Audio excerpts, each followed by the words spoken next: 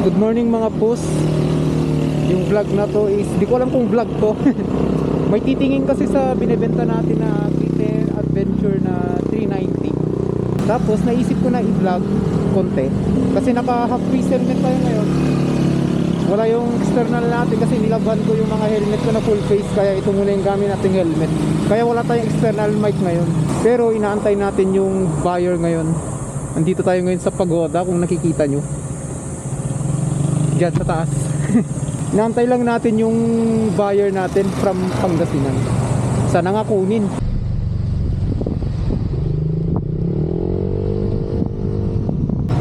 Nata-traffic daw sila sa may bandang ITRMC. Pero normal na yun dito, di ba? Lahat ng vlog natin. Hindi maiwasan yung traffic dito sa San Fernando. Lalo kung rush hour, yung mga bandang 3 PM hanggang 6 PM. Grabe, napaka-traffic yun. Sasagit yung ulo mo dun. Parang mga 20 minutes na ako dito. Pero okay lang. Wala naman tayong lakad ngayon. Bukas pa yung lakad natin. Kaya okay lang kahit pagantay tayo. Oh, yan yung sinabi ko mga puso. Traffic sabi niya, tapos sabi ko welcome po sa San Fernando, napaka-traffic talaga, lalo mamayang 3 PM to 6 PM. Hehe, sabi niya. Grabe, init. Pupunta tayong LTO ngayon mga pus. Grabe, anong oras na? 12, mag-1 na. Kukuha tayo ng deed of sale ba yun? Deed of sale. Yung DOS. Tapos ano na yung isa, nakalimutan ko na. Kasi mabebenta na natin yung TPN. Tapos ang mahal pa ng gas ngayon, grabe. Pero syempre mga pus, di na ako makakapag-video doon. Yung problema, parkingan na naman, parang kanina. Wala tayong parkingan dito. Oh my god. Pwede ba dito? Kahit mainitan na yung motor, okay lang. At least malapit.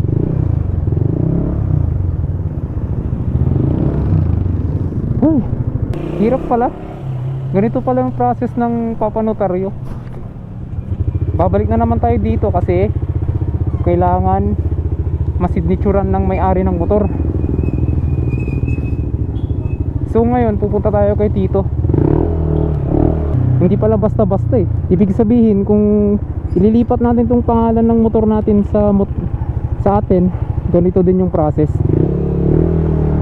Nakakailang sting na tayo, 4. Simula kaninang umaga. Tapos di pa tayo nagla-lunch. Pero kailangan matapos to eh. Kasi sina sir, yung buyer ko, taga Pangasinan, Maliko, layo pala. Kaya dapat matapos natin to ng 3 PM para makuha na nila yung motor. Tapos makauwi na rin tayo at makapagpahinga. 350 to 500 papa notaryo. Hindi pa pala tayo nakapag-xerox. Kalimutan ko. Balik na tayo doon sa LTO. Grabe init. Sobrang init. Ganito pala kung magbebenta ka ng motor, tapos first owner yung may-ari. Marami palang process sa papers. Hindi lang yung basta-basta na ibebenta gano'n. Kailangan din pala ng ID kung magpapanotary ka.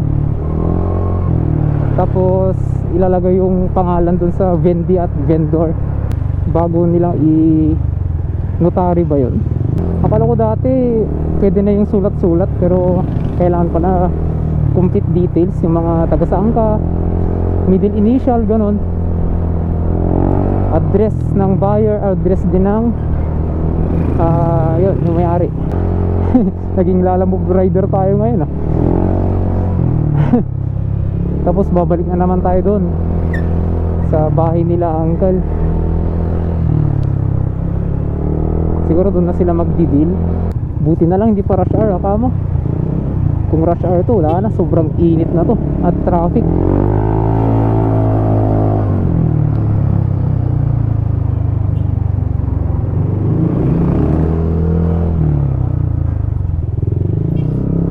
Dito na naman yung problema natin, parkingan.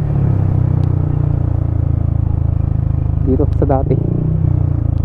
Ba't wala nagpapark dito? Bawal kaya? Grabe din yung effect ng ano, yung mga missile. Tumaas lahat ng bilihin. Kahit yung gas tumaas. From 52 dito sa amin, naging 59 na yata eh, 58. CF Moto na naman no. Dami CF Moto. Mura kasi. Kupay din na minsang aldaw. Kung garod dito, tsambada mo na. Tapos kakapultang ko kahapon. Punong-puno ng gas. Kaya, kung garod dito. Nasimpot da dyan niya dito. Ah. Nasimpot. Why? Madaling kausap. Kaya nga dito. Sige dito.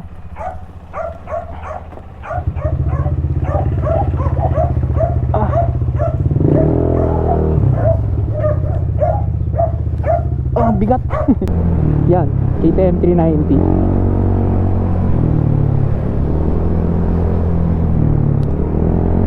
Ang lakas ng torque ng 390 lalo yung adventure. Iba yung tune nya sa mga Juke 390 tapos sa RC 390 din. For short sa mga series ng 390 ng KTM, si Adventure ang parang pinaka-astig sa kanila. Siyempre 19 yung harap, 17 yung likod eh. Saka naka TFT display na rin yan. Mamimiss ko rin gamitin yan. Nagamit din natin yan once, pero nahiya ako mag vlog dati. Siyempre 390 yan eh. Saka mahal yung parts. Kunwari na magkataon na sa'yo masira, GG. Parang ganun. Kasi yung history ng KTM mga pus, kaya tinawag siya na sirain. Kasi lagi siyang nasisira, prone ng overheat, sisira yung bore sleeves. Ay, di kaya. Pero yung ating KTM dati, yung RC200 eh, may konting sira din, leak sa head. Normal sa KTM yun. Yun yung pinaka normal sa KTM eh. Kung nagli-leak siya, kasi single piston lang siya at high compression. Kasi torque nga, di ba? Saka given na yan sa KTM eh. Sakit nga talaga. Lalo yung mga naunang KTM, yung mga Duke 200, yung chassis niya is yung black. Sobrang init yun. Sobrang sirain yung ganon.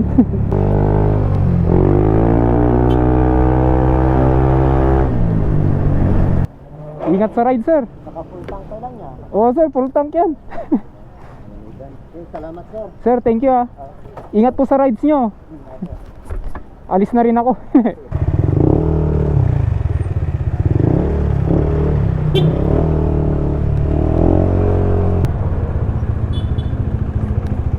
Saan pang kasi dito? Dito, sir, dito. Sige, sir. Ingat po. Yun, sold. Uwi na tayo. Shit, kapagod. At least binigyan tayo ni Uncle ng riding jacket. Yung Dohan. Dohan ba yun? Oo, Dohan yata yun eh. Mamaya, pakita ko sa inyo. Mickey!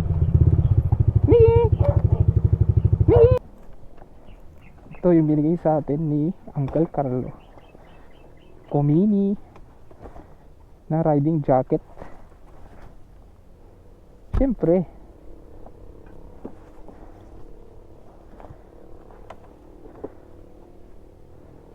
at yan lang mga pus, yan lang yung vlog natin ngayong araw. Sana nag-enjoy kayo sa vlog ko.